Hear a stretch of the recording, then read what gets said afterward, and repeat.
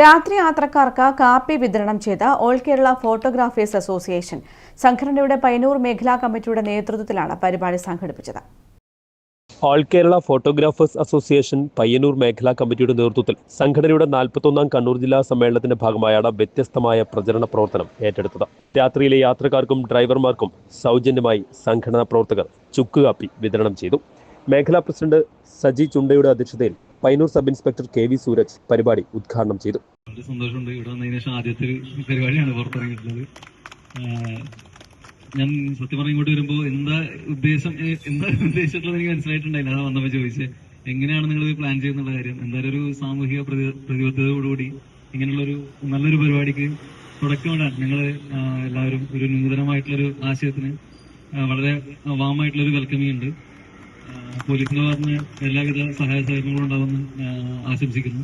സംഘടനയുടെ ജില്ലാ joint secretary Shiju K V, സംഘാടക സമിതി ചെയർമാൻ കൃഷ്ണദാസ് മാധവി, ജില്ലാ കമ്മിറ്റി അംഗങ്ങളായ ഷാജി എം, സുഭാഷ് എം.വി, മേഖലാ പ്രസിഡന്റ് ദിജു വീനസ് തുടങ്ങിയവർ സംസാരിച്ചു. News bureau, Payyanur.